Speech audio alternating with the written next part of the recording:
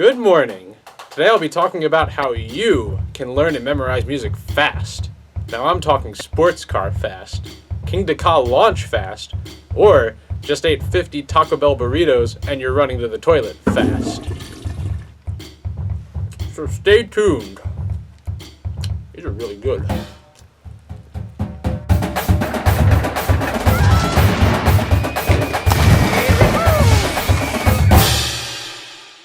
So recently I've had to learn a lot of new music. This is the entire book for the Commandant's Own Drum and Bugle Corps.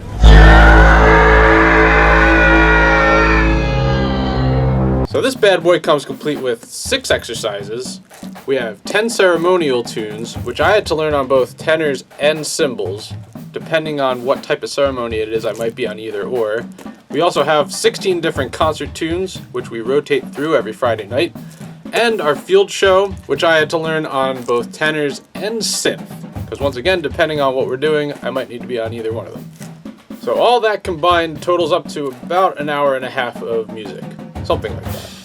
Before I joined the Marine Corps, I worked for Gallant Entertainment, which was a similar amount of music that I had to learn. Here's the book for that one. So for the GEI book, we had our rotation of 23 different cadences, as well as many different halftime shows and a bunch of arrangements that went along to different tracks.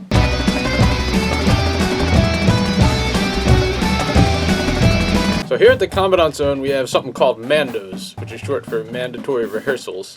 That pretty much means you have to practice 2 hours a day until you learn all the stuff. And I got it done in about 2 months. So the question is, how can you learn how to memorize music fast? Like I'm talking Speedy Gonzalez fast, Michael Phelps racing a shark fast, or the Taco Bell thing again. I'm going to be going over a process that works for me personally. Just know that there's no right or wrong way to learn to memorize music. So feel free to post in the comments if you agree or disagree with my methods. Also post if you have any ideas of your own on how to help people learn music. So the process that I use to memorize is the RR Rump technique, which is named after Richard Ronaldo Rump, who is a guy that I just made up. The first R in the RR Rump is reps, repetitions, because you want to get as many reps as possible. The more reps, the better. The second R stands for recordings. Now this goes 2 ways here. You can watch recordings of other people playing what you're working on, which will definitely help you with your interpretation. Also, recording yourself, either audio only or a full video. Because when you're in the moment practicing, sometimes you don't realize exactly what you sound like or what you look like. So recording it and watching it back will definitely help you improve. The first 2 R's in the RR Rump technique, you want to keep doing that throughout the entire practice period. As in, you don't want to only do reps and then just do recordings and then you're done with it. Like the reps and recordings go throughout this process. Now we move on to the rump. The first R stands for read. You want to read the music over and over. Keep your eyes glued on the sheet music. A lot of people don't spend enough time focusing on the reading part. You'll just try to memorize it as soon as you can. Can't you read? Can't you read, mister? Well, I think reading it for a longer period of time helps you build your muscle memory more, rather than worrying about just trying to remember the actual piece. So now we move on to the U in rump, which stands for under tempo.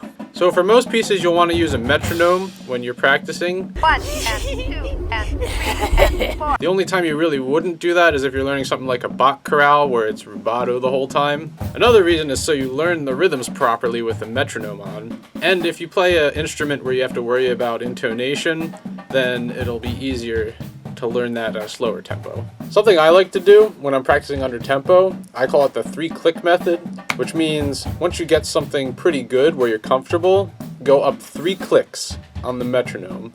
That way it doesn't really feel much faster, if at all faster, but you're technically getting faster. And then when you get it comfortable at that tempo, go up 3 more clicks, then 3 more, until eventually you're at your tempo. Now we move on to the M, which stands for memorize. So I like to start out memorizing smaller chunks at first, maybe 8-bar phrases throughout the whole piece. So what I do is I'll take the first 8 bars, I'll play it while reading, Then the next rep, I'll try to play it memorized. And if I mess it up, I'll see and look at what I messed up, try it again reading, try it again memorized, and just repeat this process until you can get a bunch of memorized reps on that small phrase. Then move on to the next 8 bars, and so on throughout the piece until you get to the end. Then for the next practice session, I'll try to memorize even longer phrases, maybe 16 bars this time, until I get all the way to the end. And then you just keep doing that until finally you have the whole piece memorized. And if you're really struggling to memorize a shorter phrase, it doesn't hurt to go back under tempo, right? Because then you'll have more thinking time to remember what's coming up next. And finally, we're at the P, which stands for perform. Now, before you perform this in front of a live audience, you might want to try performing for a smaller group of people, like some family members or a friend, or just whatever random dudes are around. That way you'll get the nerves out, and you'll hopefully have a better performance your first time playing something memorized. So how long can this whole RR rump process take, you might ask? Well, it depends on a lot of things. It depends how quick you are to memorize, it depends how long the piece is, it depends how much time you have. All this stuff can factor in. So if something's like maybe a page long, I could probably go through the whole RR rump process in one day and be okay with it. But I'd rather have a few days to get really comfortable and have a great performance. And if I'm learning something like a recital piece, it'll take me a few months before I can get all the way through it comfortably memorized at tempo. So some last little tidbits of information during your practice sessions. Remember to take breaks. I take a break about every 30 minutes. That way you don't go insane standing in the same place in the practice room, going over the same material over and over again. And also make sure you get plenty of sleep. That definitely really helps with memorizing. So I've heard that 7 hours is a recommended amount of time for sleep, but I mean, for me, I feel tired if I wake up after just 7 hours of sleep. Even 8 hours, especially if I was doing a lot of stuff the day before, I'll still feel tired when I wake up. So I recommend getting at least 9 hours of sleep if you can. If you don't need to wake up early for anything, then yeah, go longer. Get 10 hours. Get 11 hours. Get that motivated 12 hours in. 13 hours might be a little excessive. Maybe if you ran a marathon the day before, then 13 hours is okay. 14, if you ran 2 marathons, yeah, you can get 14 hours of sleep. And that fabulous 15 hours, if you ran 3 marathons and then stayed out partying, then maybe 15 is okay. 16, we're really pushing it here. You must have ran all day long and then partied for 2 days and then ran another marathon. But if you sleep for 17 or more hours, then you're probably dead.